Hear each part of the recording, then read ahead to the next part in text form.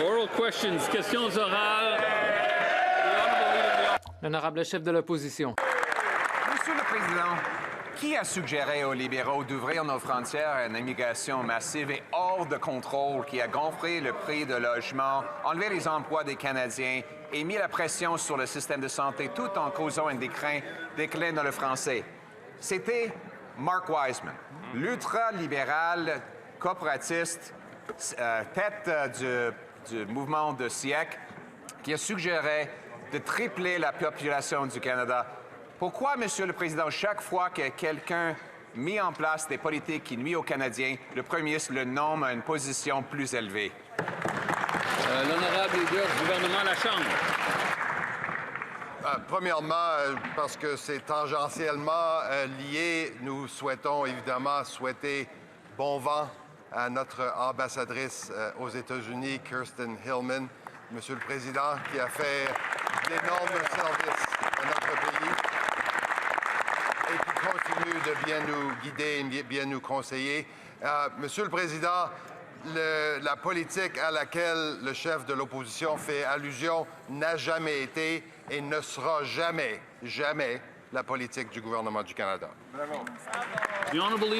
L'honorable chef de l'opposition. La personne qui a suggéré cette politique radicale et libérale, c'est Mark Wiseman. Il a dit que la population du Canada devrait être triplée jusqu'à 100 millions de personnes, et je cite, « même si cela fait hurler le Québec ». C'est quelqu'un qui a montré un mépris envers le Québec et qui ne peut pas négocier pour le Québec. C'est quelqu'un qui a suggéré une politique qui gonfle le coût de la vie, qui enlève les emplois et qui met pression sur notre système de santé. Pourquoi le premier ministre veut le nommer comme ambassadeur à Washington? L'honorable ministre responsable du commerce Canada-États-Unis. Président, vous me permettez aussi d'ajouter mes mots à ceux de mon collègue en remerciant Mme Hillman pour son service au Canada. J'ai eu le privilège de travailler avec Kirsten de très près au fil des derniers mois. J'apprécie énormément son amitié et son service au Canada. Je comprends que le chef de l'opposition essaie d'extrapoler une série de choses qui ne sont pas vraies. Il sait fort bien que ces politiques-là dont il fait référence n'ont jamais été et ne seront pas des politiques du gouvernement fédéral. Alors, je comprends qu'il essaie d'avoir un clip au téléjournal ce soir. Malheureusement, ce ne sera pas la bonne. L'honorable chef de l'opposition.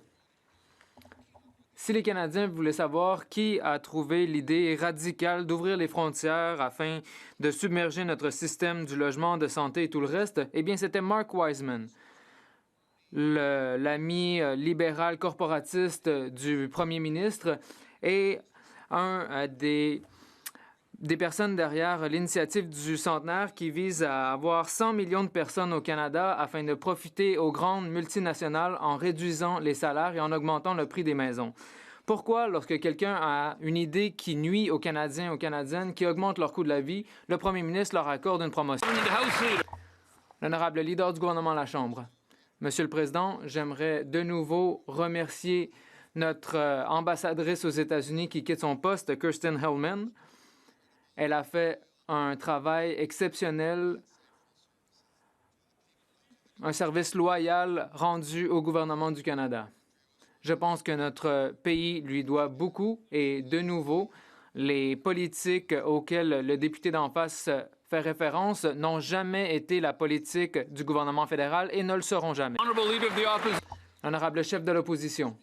Monsieur le Président, quand un initié libéral nuit à la qualité de vie des Canadiens, fait augmenter leur coût de la vie, bon, ce n'est pas seulement M. Wiseman, c'est le premier ministre lui-même. Ces politiques font augmenter le prix des aliments. Et que fait le premier ministre pour se punir? Il s'est donné 800 000 $ pour faire un vol nolisé vers l'Égypte pour assister à une conférence dans laquelle il n'avait aucun rôle à jouer. Pourquoi les Canadiens doivent-ils faire la queue dans une banque alimentaire pendant que le premier ministre se rend à l'autre bout du monde pour prendre des photos? L'honorable leader du gouvernement à la Chambre. Monsieur le Président, dans l'esprit des fêtes, le chef de l'opposition ne laisse pas sous-entendre que le premier ministre ne devrait pas participer à un événement aussi important que la cérémonie pour la paix au Moyen-Orient Il s'est joint à plusieurs autres chefs d'État pour souligner cette occasion et pour que les Canadiens puissent être fiers de cette réalisation.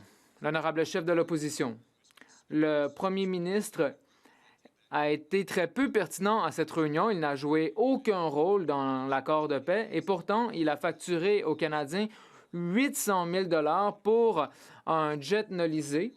Apparemment, l'avion du premier ministre ne lui suffisait pas.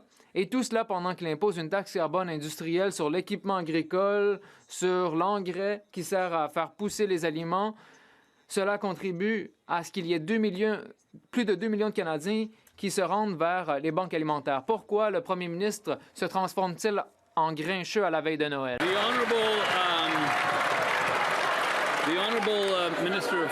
L'honorable ministre des Affaires étrangères. Monsieur le Président, je n'arrive pas à entendre la ministre.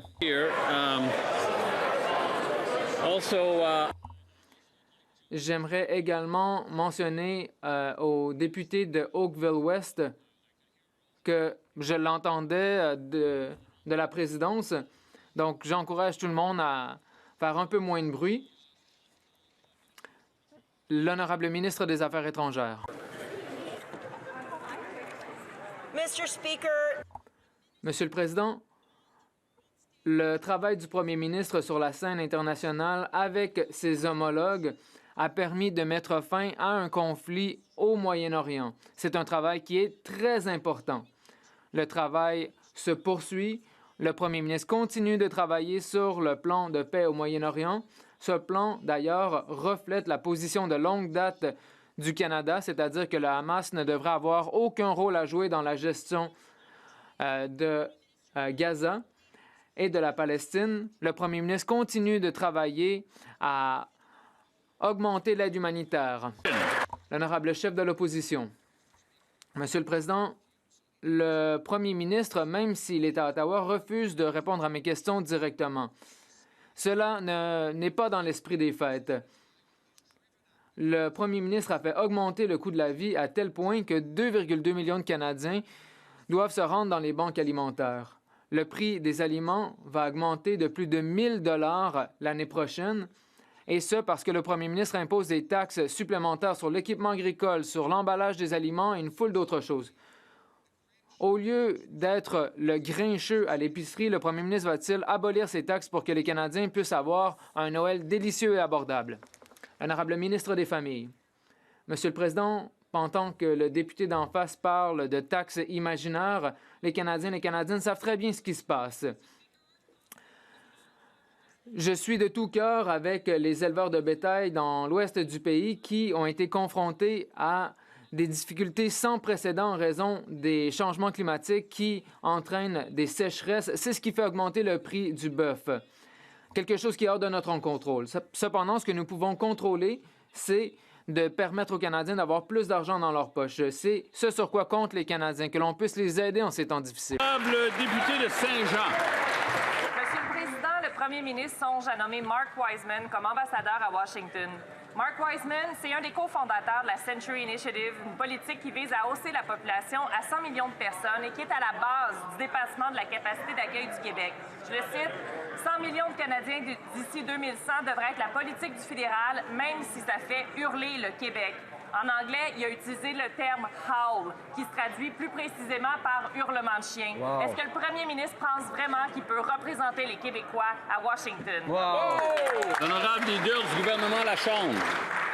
Comme on vient d'évoquer à maintes reprises dans cette Chambre, Monsieur le Président, cette politique, la politique à laquelle ma collègue fait allusion, n'a jamais été, ne sera jamais la politique du gouvernement du Canada. De Saint-Jean. Ça restait toujours bien sa politique. Monsieur le Président, les hommes sages disent « seuls les fous se précipitent ». Le premier ministre a déjà fait une nomination qui a mis le Québec au complet contre lui la semaine dernière. On essaie juste d'y donner une chance de ne pas faire la même erreur deux fois. Quand Mark Wiseman parle d'imposer des politiques d'immigration québécois, même si ça les fait hurler, il démontre non seulement son mépris du Québec, mais également son mépris de la démocratie. Voilà. Chez les libéraux, il y a 44 Québécois. Est-ce qu'il y en a un qui va se lever pour dire au premier ministre de nommer quelqu'un d'autre? Bravo! L'honorable ministre de la Transformation du gouvernement. Merci beaucoup, Monsieur le Président. La politique à laquelle elle fait allusion pour probablement la 6e fois en Chambre aujourd'hui, je tiens à rappeler, n'est pas une politique du gouvernement du Canada, ne sera jamais une politique du gouvernement du Canada. Mais si elle veut parler de culture, Monsieur le Président, je suis très fier de notre ministre de la Culture et de ce gouvernement qui a présidé à des investissements de 4,1 milliards, entre autres sur les langues officielles, 770 millions en culture, alors que le Bloc québécois, quand la seule chose qu'on leur demandait, c'est des demandes en prévision du budget, ne sont pas arrivés avec une suggestion pour le secteur culturel, Monsieur le Président. Merci beaucoup. L'honorable député de Berthier-Masquinongé. Monsieur le Président, la dérive autoritaire libérale se poursuit. Après la loi C5 qui donne au fédéral le pouvoir de contourner toutes les lois pour ses grands projets comme les pipelines, voici maintenant C15. Les libéraux y inscrivent le droit pour tous leurs ministres d'enfreindre toutes les lois sous prétexte d'innovation. Et c'est pas tout. Le projet de loi S4 des sénateurs libéraux permet lui aussi de contourner les lois. Si les libéraux peuvent tout décider sans respecter les lois puis sans consulter personne, on peut-tu encore appeler ça une démocratie? L'honorable leader du gouvernement à la Chambre. On peut bien sûr l'appeler une démocratie, Monsieur le Président. Nous sommes ici à en débattre publiquement. Donc, c'est la définition même d'un débat démocratique. Pour ce qui est du projet de loi C-15, ça contient des outils très, très importants pour faire avancer notre économie, pour faire avancer l'innovation canadienne, pour faire en sorte qu'on puisse réaliser de grandes choses ensemble, pour que le Québec puisse réaliser ses ambitions, pour que le Canada puisse réaliser ses ambitions économiques et autres, Monsieur le Président. Et on est content d'en débattre davantage avec le député et avec l'ensemble de la Chambre des communes. L'honorable député de Regina-Capelle.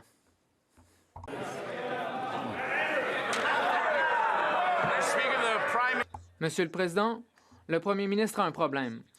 Un oléoduc vers le Pacifique, c'est très populaire pour les Canadiens. Les Canadiens veulent qu'on arrête de vendre le pétrole canadien à rabais aux États-Unis, alors qu'il y a tout plein de clients de l'autre côté de l'océan Pacifique. Mais le premier ministre n'a jamais cru qu'il était bon de vendre plus d'énergie canadienne. Il a écrit un livre sur le fait qu'il fallait laisser les ressources canadiennes dans le sol et il a annulé l'oléoduc Northern Gateway. Donc, est-ce là la raison pour laquelle il a voté contre son propre protocole d'entente hier?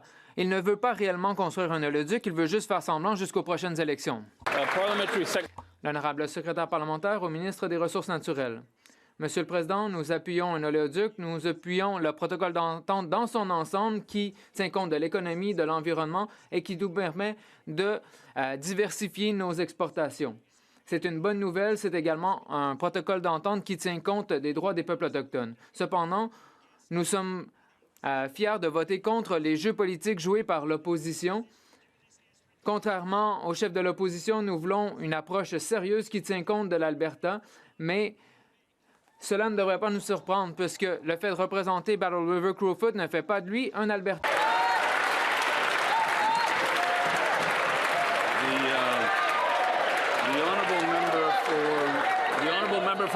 L'honorable député de Regina-Capelle.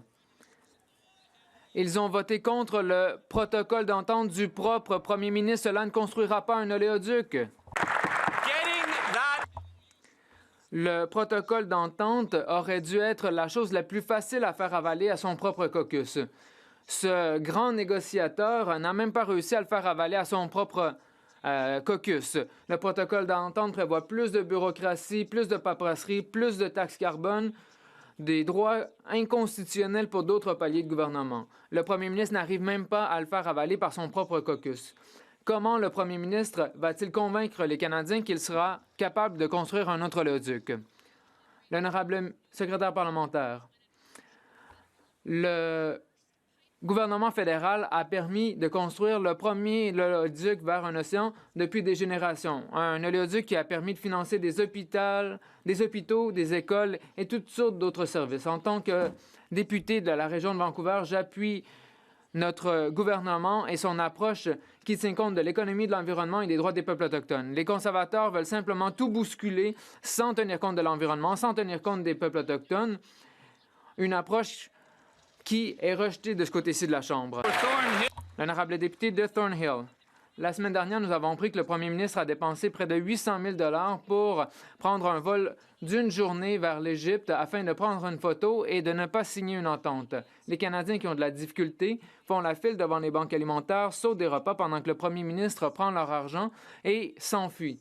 Nous savons que c'est de la nature du premier ministre de vivre une vie dorée aux frais des contribuables. Peut-il prendre la parole aujourd'hui et expliquer aux Canadiens qui crèvent de faim pourquoi il utilise l'argent des contribuables comme son compte en banque? Le leader du gouvernement à la Chambre. Monsieur le Président, je sais que la chef adjointe du Parti conservateur ne laisse pas sous-entendre que le premier ministre du Canada n'aurait pas dû se joindre à des dizaines de chefs d'État mondiaux pour un événement aussi important que la commémoration du cessez-le-feu au Moyen-Orient, un enjeu qu'elle a soulevé à plusieurs reprises au cours des derniers temps. Le premier ministre du Canada représente fièrement les Canadiens. Les Canadiens sont fiers lorsque notre premier ministre participe à ce genre d'événement et fait un travail important avec ses homologues de partout dans le monde. L'honorable député de Thornhill. Eh bien, il faudrait dire aux députés que cet accord a été signé malgré le premier ministre et non grâce à lui. Et j'aimerais rappeler au premier ministre également que la Banque alimentaire de Toronto a reçu plus de 4 millions de visites la semaine dernière. Il y en aura encore plus lorsque le prix des aliments va augmenter de 1 000 $ par famille l'année prochaine. Le gouvernement va-t-il abolir la taxe carbone industrielle, la taxe sur l'emballage alimentaire, les autres taxes pour que les Canadiens puissent enfin se nourrir, ou le premier ministre va-t-il de nouveau prendre l'avion et éviter les questions en chambre? L'honorable ministre du Travail et de la Famille. L'opposition veut parler de taxes qui n'existent pas, des taxes sur les aliments qui n'existent pas.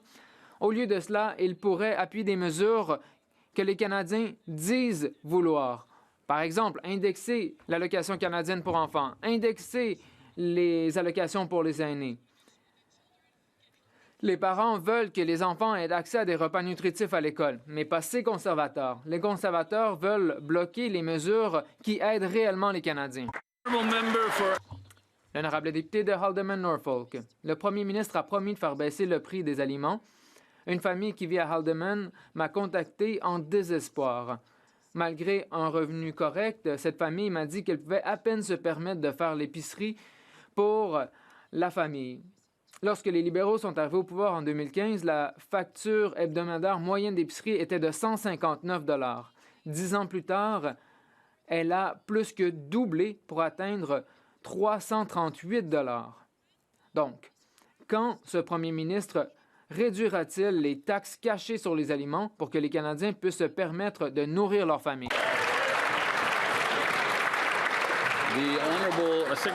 L'honorable secrétaire d'État pour les enfants et la famille.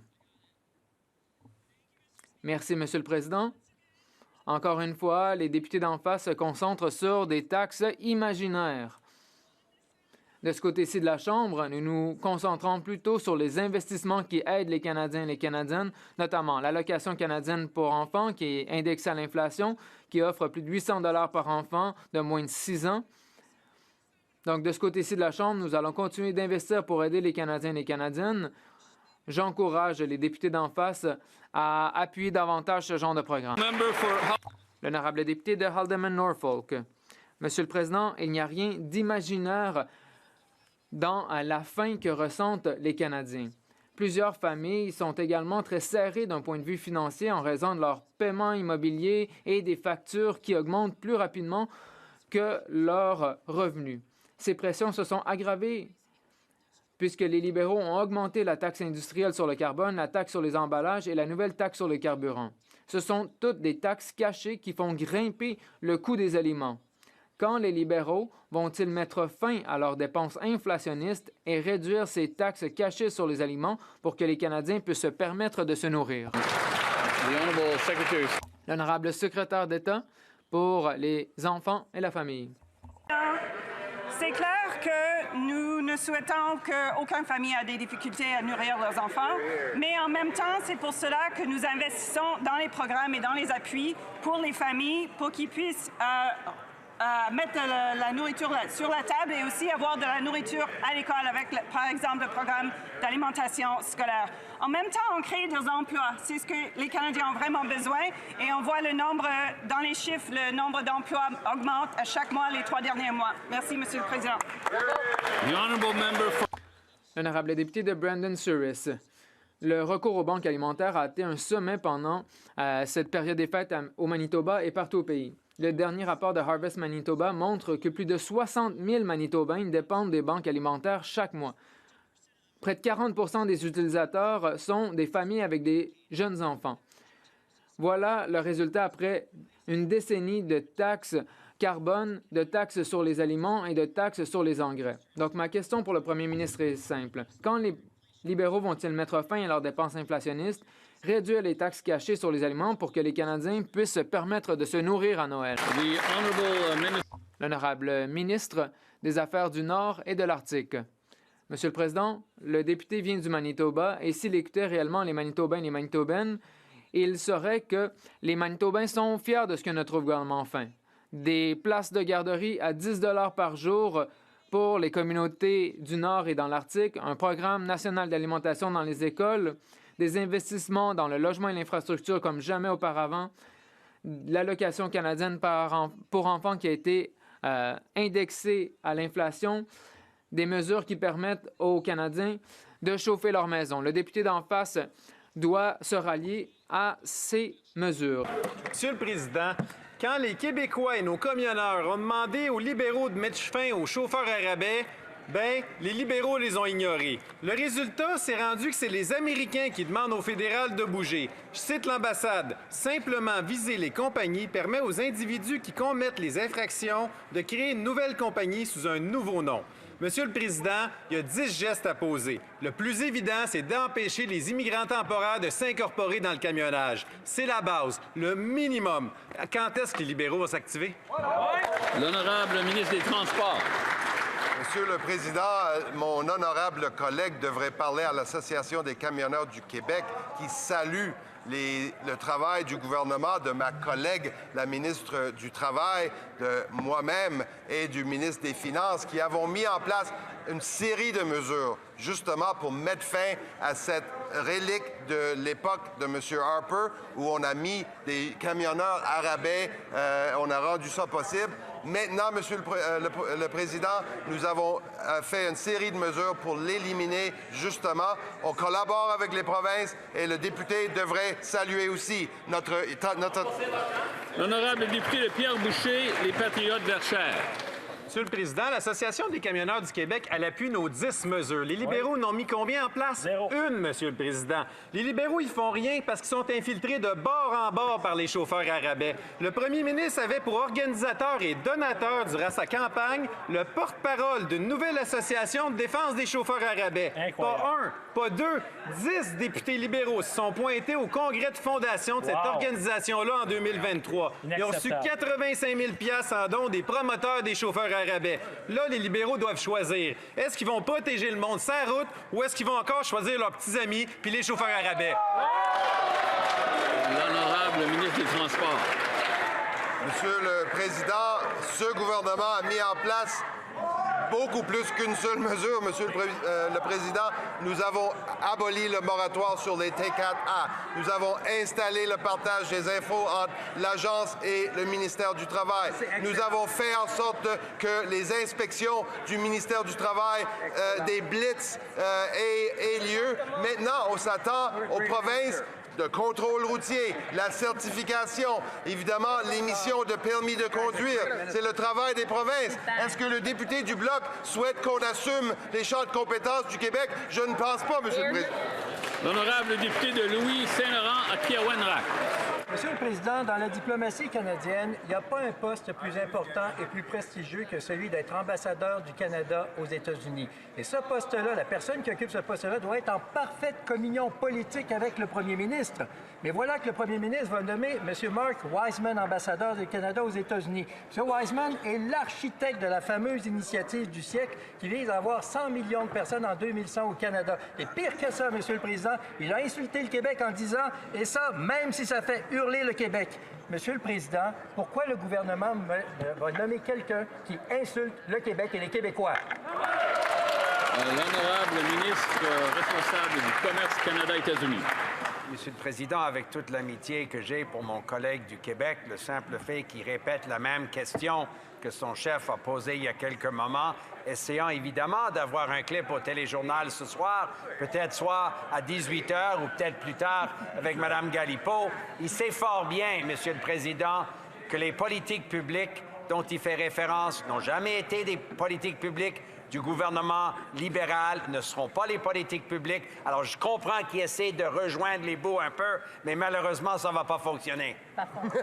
L'honorable député de Louis Saint-Laurent à Kiawenrac. Ce qui ne fonctionne pas, c'est que l'architecte de cette initiative-là va être nommé ambassadeur du Canada aux États-Unis. Et pire que ça, le ministre sait très bien que ce même M. Wiseman est archi contre la fameuse histoire concernant la gestion de l'offre. Alors ça, c'est pas de l'invention, ça, là. Ça, c'est la réalité. Imaginez devant le président Trump, il dit ça, alors le président va dire « So, ambassador, you're against it ». Donc, monsieur l'ambassadeur, vous êtes contre la gestion de l'offre comme moi? Dire justement pour expliquer la nomination d'un homme qui insulte les Québécois et qui est contre la gestion de l'offre. L'honorable ministre. Monsieur le Président, encore une fois, notre collègue du Québec me donne la chance de lui informer que, aussi récent que hier soir, j'étais à une activité de la Fédération des chambres de commerce du Québec.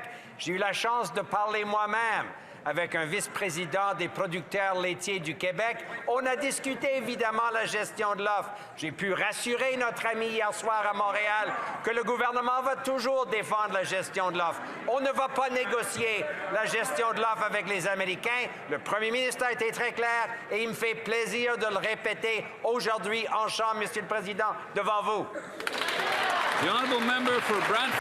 L'honorable député de Brantford-Brant-Sud, Six Nations. Hier soir, au Comité de la justice, les conservateurs ont proposé de donner immédiatement la priorité au projet de loi C-14 pour enfin corriger les lois défaillantes libéraux. Qu'ont fait les libéraux? Ils nous ont bloqués pas une fois, pas deux fois, 3 fois.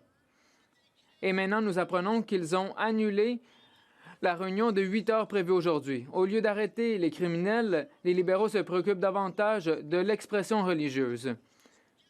Pourquoi les libéraux ne se tassent-ils pas du chemin pour laisser les conservateurs réparer le système de mise en liberté sous caution? L'honorable ministre de la Justice.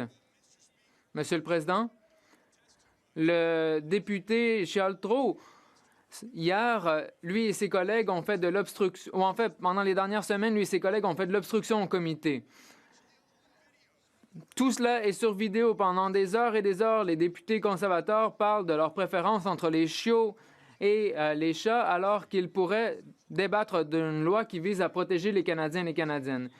Ils veulent empêcher une promesse électorale libérale de réformer la mise en liberté sous caution pour assurer la sécurité de tous les Canadiens et toutes les Canadiennes. L'honorable député de Brantford-Brant-Sud, Six Nations. Donc, les libéraux ont eu de multiples occasions pour sévir contre les récidivistes violents. Au lieu de cela, ils ont choisi de mettre la censure sur la religion et de faire primer ça sur la sécurité publique. Les députés libéraux de Burnaby Central, Dorval-Lachine, LaSalle, Mont-Royal et le secrétaire parlementaire pour le ministre de la Justice doivent nous expliquer pourquoi ils s'opposent à l'étude du projet de loi C-14. On leur a donné l'occasion de protéger les Canadiens. Ils ont décidé de ne pas le faire. Combien de meurtres, d'agressions sexuelles et d'extorsions violentes doivent encore avoir lieu pour que ce gouvernement fatigué décide finalement de protéger les Canadiens? L'honorable ministre de la Justice. Monsieur le Président, ce député cite ces crimes avec une rapidité qui n'est pas digne.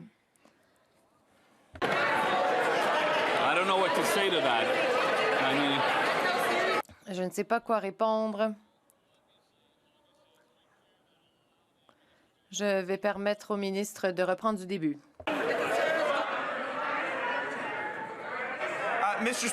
Monsieur le Président, les conservateurs trouvent le moyen de faire d'obstruction en période des questions. Les conservateurs aime citer les crimes violents afin de marquer des points politiques et ensuite retarde des délibérations pour empêcher l'adoption de projets de loi que demandent les victimes, que demandent les forces de l'ordre de leur propre collectivité. Ils veulent que nous adoptions ce projet de loi.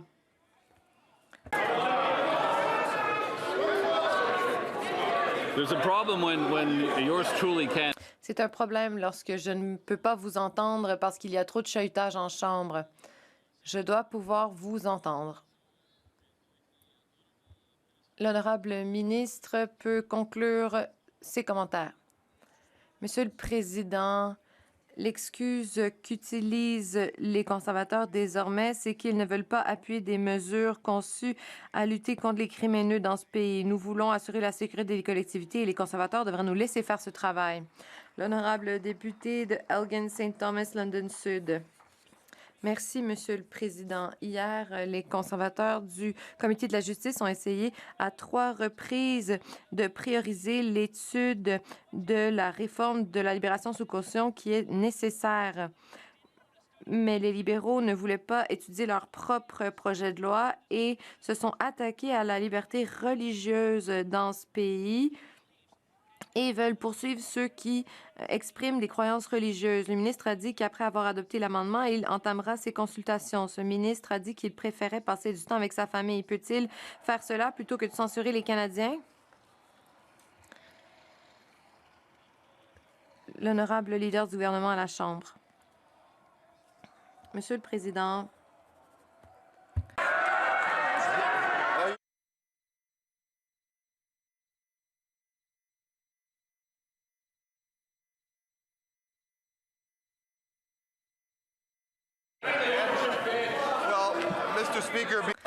Monsieur le Président, puisque ce député a écrit la biographie du député de Battle River Crowfoot, il sait très bien comment obstruer l'adoption de projets de loi.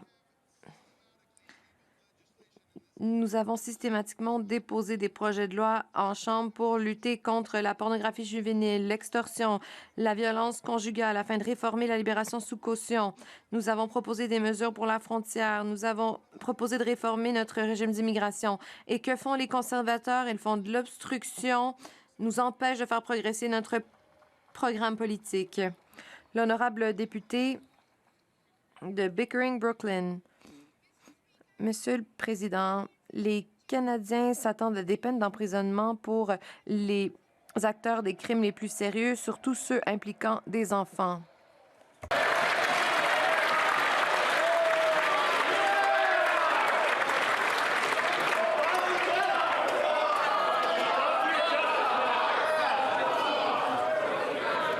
The honourable member for Pickering. L'honorable député de Pickering, Brooklyn. Les Canadiens s'attendent à des peines d'emprisonnement pour ceux qui commettent des crimes sérieux.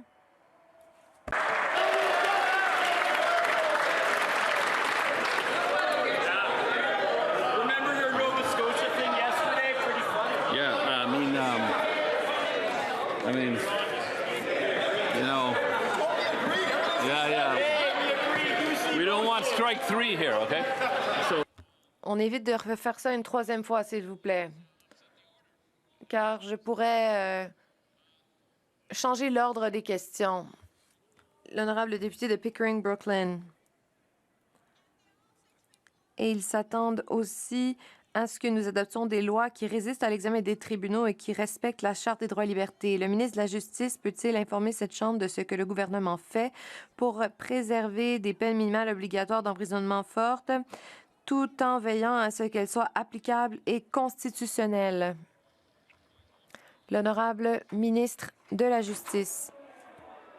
Monsieur le Président, j'aimerais remercier mon honorable collègue de sa question et pour son soutien pour le projet de loi pour protéger les victimes qui parlent de fémicide et qui inclut des peines plus élevées pour toute une gamme d'infractions sexuelles. Donc, ce projet de loi réinstaure les peines minimales obligatoires pour différents crimes. Nous allons faire en sorte que ceux qui commettent des crimes d'ordre sexuel, surtout envers les enfants, purgent des peines d'emprisonnement. L'honorable député de Mission Maskey Abbotsford. Monsieur le Président, près d'1 Britanno-Colombien sur 4 vit de l'insécurité alimentaire et le recours aux banques alimentaires atteint des taux records. Le premier ministre a dit aux Canadiens de le juger selon les prix à l'épicerie. Eh bien, le verdict est tombé. Sous ce gouvernement libéral, les banques alimentaires ne sont plus réservées aux urgences.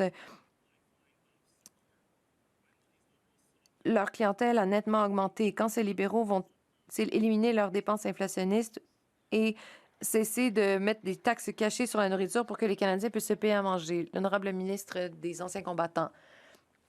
Les députés de l'opposition sont trop à l'aise avec la fiction. Nous voulons des faits. Voici les faits. Nous avons réduit les impôts pour la taxe moyenne pour aider 22 millions de Canadiens à épargner. Nous avons rendu permanent le programme national d'alimentation dans les écoles, ce qui permettra aux familles d'économiser 800 $ par année. Et nous aidons les jeunes à se trouver des emplois. Les Britanno-Colombiens méritent qu'on leur relate les faits. Et le fait est que nous livrons la marchandise pour les Canadiens. L'honorable député de Mission Maskey Abbotsford.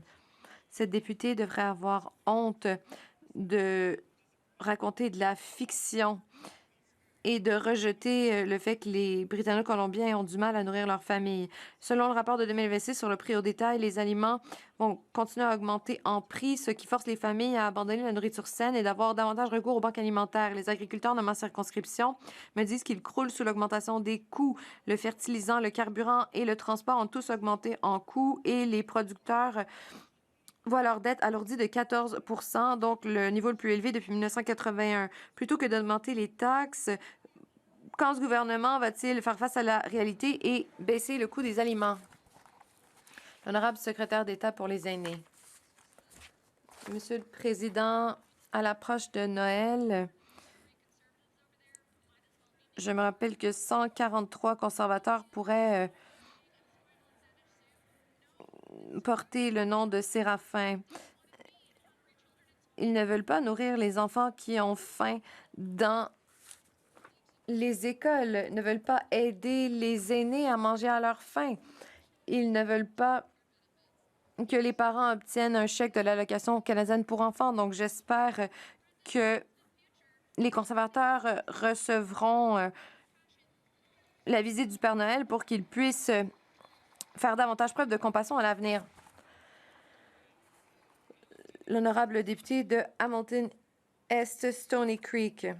Les Canadiens ne peuvent pas se payer à manger et pendant ce temps, ce premier ministre a dépensé 800 000 $ de l'argent des contribuables pour prendre un avion vers l'Égypte alors qu'il voyageait autour du monde en jet privé. Les prix des aliments ont explosé ici au Canada. Un rapport publié récemment indique que la situation va s'aggraver.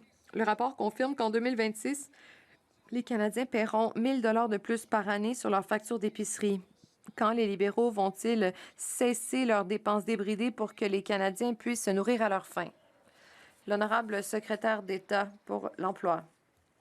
Monsieur le Président, notre gouvernement crée des débouchés. Le taux d'emploi a augmenté au pays, les salaires ont augmenté, la croissance est à la hausse. Mais nous ne nous arrêtons pas là. Nous avons créé des débouchés pour Hamilton. Nous bâtissons grâce aux plus grands investissements en infrastructure dans l'histoire du Canada contre lequel ont voté les conservateurs. Nous allons aussi bâtir des projets d'envergure nationale, des centres communautaires, des hôpitaux. Nous allons investir en santé. Quand les conservateurs vont-ils se rallier à notre programme? Nous travaillons fort de ce côté-ci. Ce n'est pas leur cas. L'honorable député de Hamilton-Est Stony Creek. Monsieur le Président, j'aimerais rappeler aux députés de Hamilton que, au lieu de nous chahuter, ils devraient se rendre dans une banque alimentaire à Hamilton. À Stony Creek, la banque alimentaire nourrit 60 personnes par jour. C'est une augmentation de 400 % au cours des 2 dernières années. La semaine dernière, il y a eu 2 fois plus de jeunes qui se sont rendus dans cette banque alimentaire comparé à l'an dernier. La taxe carbone sur les grands émetteurs industriels, la taxe sur l'emballage alimentaire et la nouvelle taxe sur le carburant ont tous contribué à faire augmenter le prix des denrées alimentaires. Donc, je pose la question une fois de plus. Les libéraux vont-ils réduire leur taxe sur les aliments? L'honorable secrétaire d'État pour le travail. Le bilan de mes collègues d'en face parle de lui-même. Ce parti a voté contre chaque mesure visant à rendre la vie plus abordable, contre les soins dentaires qui aident les Canadiens à aller chez le dentiste. Ils ont voté contre l'allocation canadienne pour enfants qui émet des chèques aux parents pour les aider à nourrir leurs enfants. Maison Canada permettra de réduire le coût des logements au Canada et ils ont voté contre. Donc, ce parti a voté contre chaque mesure visant à aider les Canadiens. Ils disent qu'ils veulent rendre la vie plus abordable, mais c'est faux. L'honorable député de Airdrie Cochrane. Monsieur le Président, Heather de Airdrie est une aînée qui travaille au Canada depuis qu'elle a 13 ans. Elle et son mari ont payé leur juste part, mais maintenant, après avoir contribué à la société toute leur vie, ils doivent avoir recours à la banque alimentaire pour manger à leur faim. Donc, c'est inacceptable qu'après 10 longues années de ce gouvernement libéral, les aînés qui ont bâti ce pays ne peuvent même pas se payer l'épicerie. Quand ce premier ministre va-t-il éliminer ses dépenses inflationnistes, sa taxe carbone sur les grands émetteurs industriels, sa taxe sur le carburant et sa taxe sur les emballages alimentaires pour que les Canadiens puissent se nourrir à leur faim? L'honorable ministre la préparation aux urgences et la résilience des collectivités. La taxe carbone industrielle n'a presque aucun impact sur le coût des denrées alimentaires. Le programme d'alimentation dans les écoles permet aux familles d'économiser sur le prix de la nourriture. Mais les conservateurs ont voté contre ce programme, tout comme ils ont voté contre le programme de garderie abordable, de logement abordable et de soins dentaires. Donc, les conservateurs aiment nous rabattre les oreilles avec l'importance de rendre la vie plus abordable. Pourquoi votent-ils contre des mesures qui visent à faire précisément cela? L'honorable député de Airdrie Cochrane. Beaucoup de gens peinent à joindre les deux bouts dans ce pays et ils seraient en désaccord avec vous. Je peux vous parler de Justin, un père de la classe moyenne de Airdrie, qui dit que le crise du coût de la vie érode la stabilité de la classe moyenne. Les budgets des familles sont grugés par le coût des logements, des aliments, des services publics et de l'essence. C'est en raison de toutes les taxes imposées par les libéraux qui ont augmenté le coût pour cultiver, expédier et vendre tout ce dont les Canadiens ont besoin. Donc, quand le premier ministre va-t-il mettre fin à ces dépenses inflationnistes pour que les Canadiens puissent de nouveau vivre une vie décente? L'honorable secrétaire parlementaire au ministre des Ressources naturelles. Les Albertains sont des gens sensés. Ils savent qu'il n'y a pas de taxe sur les emballages alimentaires. Ils savent que les salaires sont à la hausse dans ce pays et il nous reste beaucoup de travail à faire, mais nous sommes à gérer une crise de manière très efficace, soit dit en passant, et nous voulons que les conservateurs nous aident à faire ce travail. De Lévis-Lotte-Binière.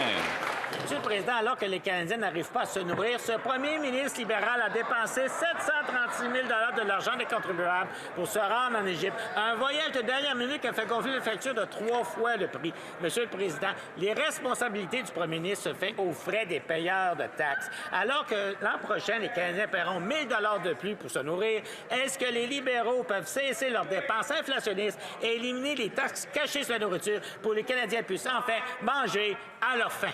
Bravo. L'honorable secrétaire d'État pour la nature. Bien, moi, je pense que ce qu'on est en train de faire en ce moment, c'est, à la veille de Noël, c'est redonner, dans le bon Noël, des Canadiens du pouvoir d'achat. D'une part, en ayant une série de programmes qui vont leur permettre de soulager au niveau du quotidien, les services de garde à 10 $ par jour, la prestation, le versement de la prestation fédérale pour enfants, une série de mesures. Puis d'autre part, on travaille fort au niveau de l'économie pour qu'ils puissent avoir des bonnes jobs, notamment dans le comté de Monsieur. Donc, on va y arriver, Monsieur, puis joyeux Noël à tout le monde. L'honorable député de Lévis-Lotte-Binière. Président, la réalité sur le terrain, c'est que les prix des aliments ont explosé. Cette semaine, Mme Ouellette m'écrivait que son épicerie lui coûtait plus cher que son hypothèque. Mme Vallée m'a confié qu'elle ne mange plus de viande pour rentrer dans son budget. Et M. Hardy qui constate que les gens choisissent les chips et la liqueur comme repas régulier pour payer leur loyer à la fin du mois. Monsieur le Président, est-ce que le premier ministre peut descendre de sa tour d'ivoire et reconnaître enfin la réalité que vivent les familles canadiennes? L'honorable ministre de la Transformation du gouvernement. Merci, Monsieur le Président. Je constate que les conservateurs inventent des taxes imaginaires plus vite qu'ils inventent des questions pour la période des questions parce que c'est toujours les mêmes questions. Mais s'il veut parler de la réalité sur le terrain, là, rien d'imaginaire, l'allocation canadienne pour enfants réduit la pauvreté infantile au Canada de 40 %. Le régime canadien de soins dentaires, c'est 1,5 million de Québécois qui y ont accès, Monsieur le Président. Le programme national d'alimentation scolaire, c'est 100 000 jeunes Québécois parmi les plus vulnérables. Et si on veut continuer dans les chiffres, 180 000 emplois qui ont été créés dans les 3 derniers mois. Ça, Monsieur le Président, c'est des opportunités pour les Canadiens, pour les Québécois, d'un bout à l'autre. Merci beaucoup. L'honorable député de Côte-du-Sud, de Rivière-du-Loup, Kataskomig. Témiscouata. Monsieur le Président, le premier ministre a dit qu'on devait le juger sur le coût de l'épicerie. Bien sûr, les Canadiens l'ont jugé. L'épicerie coûte maintenant 2 fois plus cher qu'il y a 10 ans et le dernier Food Price Report nous dit que ça va encore augmenter l'an prochain de 1 000 pour une famille de 4. Aujourd'hui, des familles nous racontent qu'elles doivent choisir entre le lait, les fruits ou même qu'elles coupent dans les repas de la semaine pour tenir jusqu'à la prochaine paye. Ça n'a pas aucun bon sens dans un pays comme le Canada, Monsieur le Président. Est-ce que les libéraux vont enfin arrêter les dépenses inflationnistes, font monter les prix et abolir les taxes cachées sur la nourriture pour que les Canadiens puissent simplement manger à leur faim? L'honorable secrétaire parlementaire du Premier ministre. Merci, Monsieur le Président. Soyons clairs, ce sont des larmes de crocodile de la part des conservateurs. Exactement. Parce qu'ils se plaignent du fait que les Canadiens ont de la misère à joindre les deux bouts. Par contre, ils votent contre les intérêts des Canadiens, Monsieur le Président. On a l'allocation canadienne pour enfants qui est indexée à l'inflation. Les conservateurs ne veulent pas ce programme-là. Ils ont voté contre. On a le programme de soins dentaires pour les enfants, pour nos aînés qui en arrachent, Monsieur le Président. Les conservateurs ont voté contre. Ils ne veulent pas savoir de ce programme-là, Monsieur le Président, parce que ça aide les Canadiens. Soyons honnêtes, Monsieur le Président. Les conservateurs, ils n'ont pas les intérêts des Canadiens. The honorable member for L'honorable député de Halifax. J'ai frappé des milliers de portes à travers de Halifax. J'ai entendu constamment les mêmes inquiétudes concernant l'accès aux soins de santé. Mes électeurs savent que le gouvernement fédéral peut et doit être à la table avec des solutions pour améliorer notre système de santé. La ministre de l'Immigration, Réfugiés et de la Citoyenneté pourrait-elle partager avec cette Chambre comment notre gouvernement contribuera à ce travail essentiel? Merci. L'honorable ministre de l'Immigration, des Réfugiés et de la Citoyenneté. Merci, Monsieur le Président, et merci à ma collègue pour la question. Lundi, dans le cadre de notre immigration et notre stratégie d'attraction de talents internationaux, j'ai présenté des nouvelles mesures visant à attirer rapidement des médecins, des spécialistes et des chirurgiens prêts à pratiquer au Canada et 2, retenir le médecin étranger qui soigne déjà ici des patients dans nos communautés. Grâce à ce plan, notre gouvernement va bâtir un système de santé plus solide pour tous les Canadiens. Merci. The honourable member for Dufferin-Caledon. L'honorable député de Dufferin-Caledon. Pendant des mois, les conservateurs se sont battus pour que le contrat avec Stellantis soit dévoilé, mais les libéraux ont voulu le cacher et nous le savons pourquoi. Car il était question d'avoir 4 000 employés à temps plein à Stellantis. Cela semble acceptable, n'est-ce pas? Mais Stellantis avait 8 000 employés au moment où le contrat a été signé, ce qui leur aurait permis de mettre à pied 3 500 travailleurs tout en obtenant la subvention du gouvernement. Est-ce pour cela qu'ils ont licencié 3 000 travailleurs du secteur automobile à Brampton, pris cet argent et envoyé les emplois chez Donald Trump? L'honorable ministre de l'Industrie. Monsieur le Président, nous sommes aux côtés de nos travailleurs du secteur automobile qui sont victimes des tarifs injustifiés et injustifiables. Nous allons continuer à défendre leurs emplois. Et pour ce qui est de Stellantis, nous avions une entente. Ils sont allés contre cette entente et nous allons récupérer l'argent. L'honorable député de Dufferin-Caledon. Vous savez ce qui est injustifiable? C'est le fait de donner à une multinationale 15 milliards de dollars et d'obtenir une garantie d'emploi dans le contrat qui permet à la société de renvoyer 50 de leurs employés. Le gouvernement leur a donné 15 milliards de dollars et l'entreprise a eu le droit de licencier 3 500 employés au Canada tout en respectant le contrat. Voici ma question. Il s'agit de la négligence et de l'incompétence pourquoi personne n'a-t-il perdu son emploi? Again, we have pretty much unlimited freedom of expression in this House. Nous avons la liberté d'expression presque complète en Chambre, mais certains mots provoquent une réaction même s'ils ne sont pas à proprement parler contre non parlementaires plutôt. L'honorable ministre de l'Industrie, vous savez ce qui est de la négligence, c'est lorsque ces conservateurs sous Harper avaient décidé d'aider GM et Chrysler. Et vous savez ce qui est arrivé? 2 usines ont fermé leurs portes. Donc, nous n'avons aucune leçon à recevoir de la part des conservateurs. Nous avons été le premier gouvernement à ramener des emplois dans le secteur automobile. Et nous allons tâcher de récupérer l'argent. L'honorable député de Carlton Trail, Eagle Creek. Lorsque on a demandé au gouvernement libéral ce qui était arrivé dans son entente de subvention avec Stellantis, la ministre a dit de lire les contrats et que nous verrions qu'il y avait des garanties d'emploi. Eh bien, ces hauts fonctionnaires ont menti et ont été forcés de divulguer les documents. Nous savons maintenant ce que les libéraux ont eu en échange de l'argent des contribuables. Et je cite, « Aucune pénalité ne sera imposée à Stellantis si leur cible n'est pas atteinte. » Pourquoi la ministre a-t-elle versé des centaines de millions de dollars en subventions sans obtenir une garantie de la part de Stellantis qu'ils allaient créer des emplois?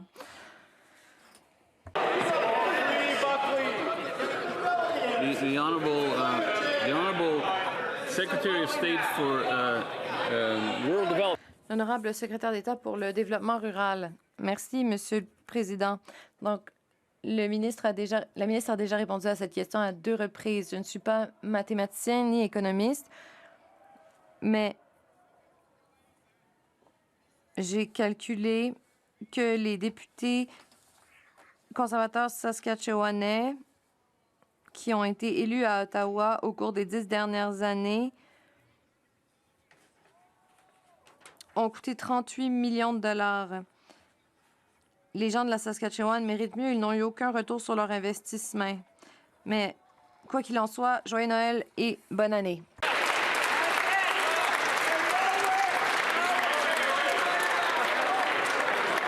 L'honorable député de Compton, Stansted.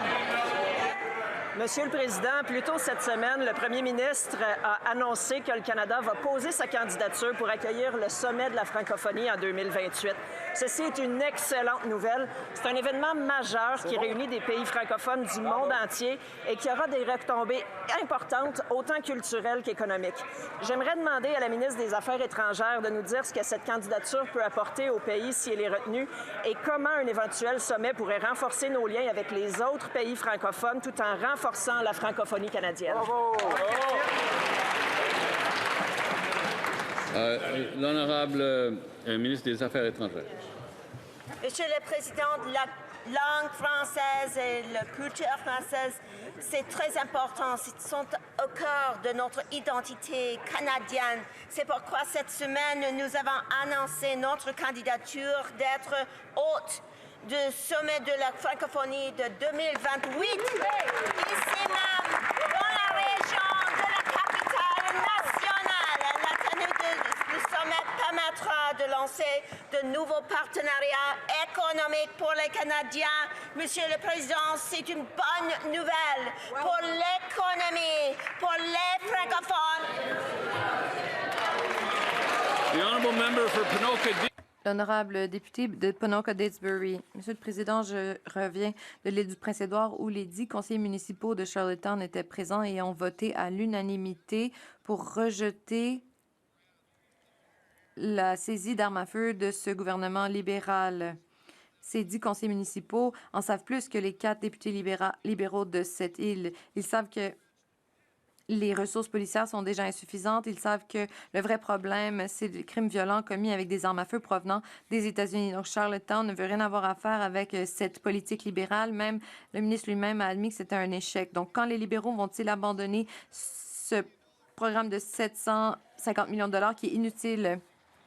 L'honorable ministre de la Sécurité du public. Monsieur le Président, permettez-moi d'être clair. Nous allons aller de l'avant avec le programme national qui permettra aux propriétaires d'armes à feu respectueux des lois d'obtenir une indemnisation pour les armes saisies. Nous avons prohibé des milliers d'armes à feu en vertu de la loi sur le contrôle des armes à feu. Mais voici ma question pour l'opposition. Pourquoi continue-t-il de s'opposer à ce que veulent les forces de l'ordre? Pourquoi vote-t-il contre des projets de loi qui visent à aider les gens du Canada, Monsieur le Président? Honorable député de Rosemont, la petite patrie. Bientôt, plusieurs familles vont se réunir pour un souper de Noël. Et quelle sera la discussion autour de la dinde? La déception envers ce gouvernement libéral. Non seulement ils n'ont rien fait pour le coût de l'épicerie ou du logement, mais en plus, il va être clair pour tout le monde qu'ils ont abandonné la lutte sur le climat. Je cite leur ancien ministre de l'Environnement. Il est maintenant impossible de voir comment le Canada pourra atteindre ses cibles climatiques. Ce gouvernement s'en va droit dans le mur et abandonne les générations futures. Il va leur léguer un climat tout croche et une planète en feu. Question simple. Est-ce que les libéraux vont s'excuser auprès de nos enfants? L'honorable ministre de l'Environnement et du Changement climatique. Monsieur le Président, je l'ai dit déjà, je vais le répéter, notre gouvernement est engagé à continuer à lutter contre le changement climatique. D'ailleurs, si vous voyez ce que nous entendons du côté des conservateurs, nous entendons qu'est-ce que ça veut dire quand nous avons un parti dans la Chambre qui n'a pas de connaissances et qui ne croit pas à lutter contre le changement climatique. Nous, on fait le travail, on va continuer à faire le travail et j'espère qu'il va nous appuyer pendant que nous faisons ce travail.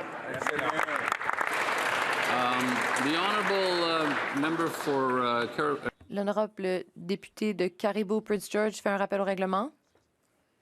Il y a eu des discussions entre les différents partis et je croyais que si vous le demandez, vous verrez que vous avez le consentement unanime. L'honorable député de St. Thomas, Elgin, London Sud. Comme le savent les députés, nous commençons notre journée par une prière tous les jours et je me demande si vous pouvez dire si les députés seront protégés d'une poursuite si C9 est adopté. Je n'ai pas pu entendre ce que le député a dit. Est-ce que le député peut répéter ce qu'il a dit? Je n'ai pas entendu son intervention. Pour éviter que le député n'ait à reprendre une troisième fois, je demanderai au député d'être silencieux. L'honorable député de St. Elgin, London Sud. Merci, Monsieur le Président. Comme les députés le savent, nous commençons chaque journée avec une prière. C'est un testament à nos racines. Donc, je me demande si vous pouvez rendre un jugement pour savoir si le privilège parlementaire nous protégera d'une poursuite si C9 devient loi.